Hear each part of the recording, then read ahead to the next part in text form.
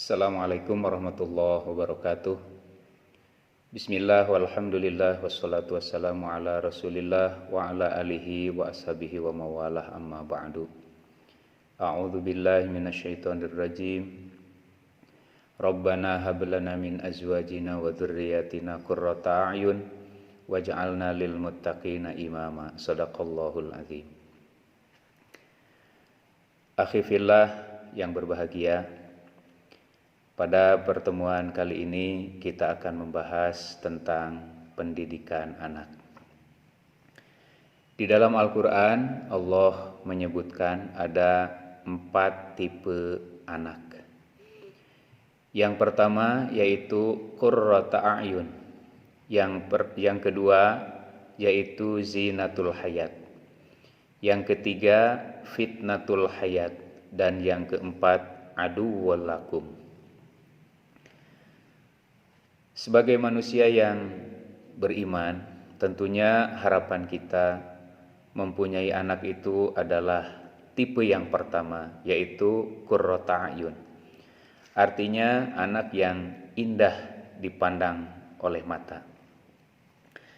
Kriteria qurrata a'yun sebagaimana disebutkan oleh para ulama, yaitu yang pertama salimul aqidah, yang kedua sahihul ibadah, yang ketiga matinul akhlak, yang keempat mutsaqqaful fikri, dan yang kelima qawiyul jismi. Dalam hal ini untuk mencapai anak yang qurrata a'yun, maka ada model-model pendidikan yang harus disampaikan kepada mereka, yaitu sebagaimana pendapat Profesor Dr. Abdullah Nasih Ulwan di dalam kitabnya yaitu Tarbiyatul Aulad fil Islam. Beliau mengatakan bahwa ada 4 pola, 4 langkah untuk mendidik anak. Yang pertama, robtul aulad bis shalah. Didiklah, peliharalah, perhatikanlah anak melalui pendidikan sholat. Di dalam hadis dikatakan bahwa Rasulullah SAW memerintahkan, didiklah anak-anak kamu untuk melaksanakan sholat semenjak usia 7 tahun. Dan pukullah apabila tidak mau ketika mencapai umur 10 tahun. Dalam hal ini tentunya pendidikan sholat yang harus disampaikan kepada anak itu dengan cara bertahap. Sebagai orang tua, di rumah merupakan madrasah yang paling awal.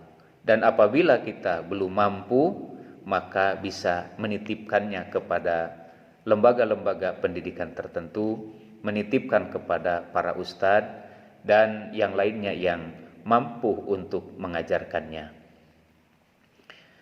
Salat ini merupakan perintah Allah Subhanahu wa taala dengan jaminannya. Salah satunya Allah mengatakan inna sholata tanha 'anil fahsya'i wal munkar. Bahwa salat itu bisa mencegah perbuatan fahsya dan munkar. Apa itu fahsya? Fahsya adalah kekejian, kemaksiatan yang bisa dilakukan oleh manusia atau hewan. Kalau munkar itu kekejian, kemunkaran, kejelekan, kemaksiatan yang hanya dilakukan oleh manusia. Dengan sholat, tentunya sholat yang baik, semuanya itu akan bisa dihindari, semuanya akan bisa dijauhi, dan semuanya akan bisa dihilangkan. Yang tentunya sholat yang bagaimana yang bisa mencegah dari perbuatan fahsya dan munkar? Tentunya sholat yang mempunyai ruh. Dan ruh daripada sholat yaitu khusyuk. Maka dari itu selain kita mempelajari dan bisa melaksanakan sholat, baik itu ucapan, baik itu gerakan, maka yang harus kita perjuangkan adalah khusyuk sholat.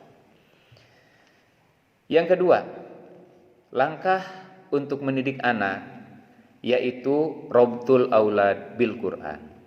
Peliharalah, didik anak melalui Al-Quran. Jadikan 3 hal.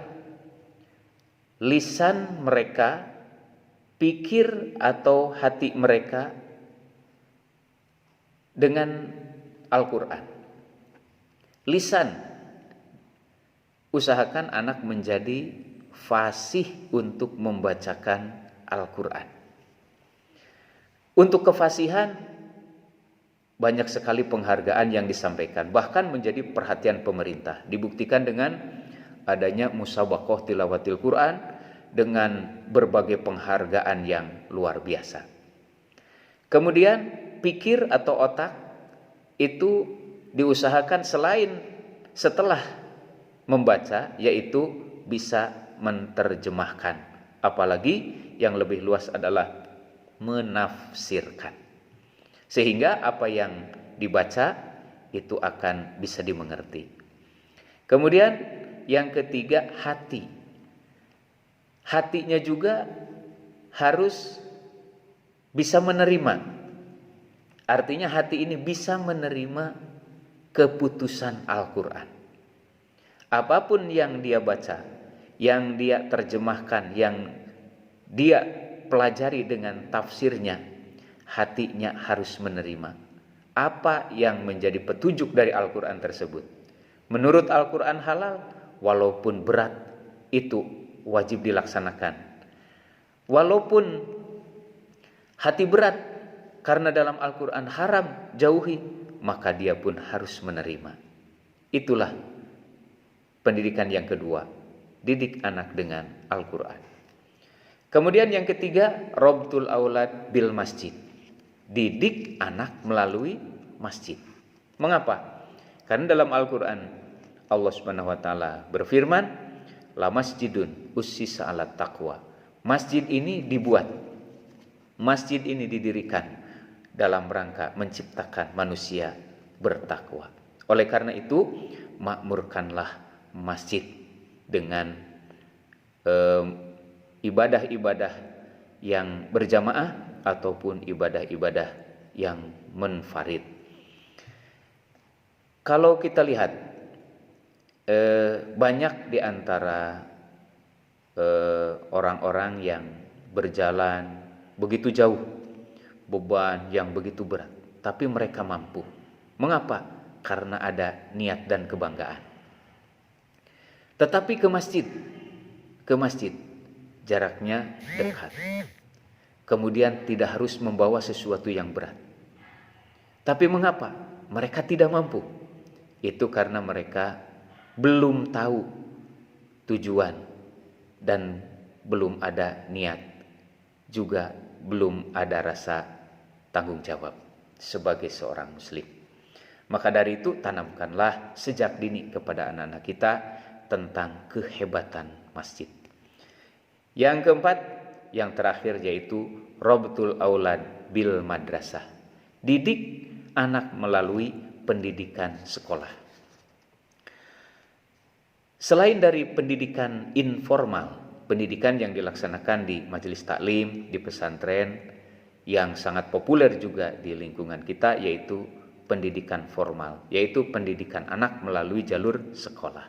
Oleh karena itu, sekolahkanlah anak-anak kita dari mulai kober, TK atau RA, MI, SD, MTS, SMP, kemudian tingkat atas, baik itu SMA, MA, SMK, dan lain sebagainya. Bahkan apabila kita mampu, lanjutkan ke perguruan tinggi sampai S1, S2, dan S3. Mengapa? Karena anak kita akan hidup di zaman yang berbeda dengan kita. Rasulullah menyatakan, adibu auladakum fa innahum makhluquna li zamanin ghairi zamanikum.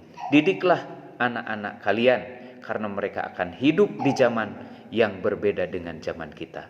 Mudah-mudahan Allah Subhanahu wa taala menjadikan kita dan menjadikan anak-anak kita, keluarga yang dilindungi oleh Allah Subhanahu wa taala. Terima kasih, wallahu a'lam bissawab. Wassalamualaikum warahmatullahi wabarakatuh.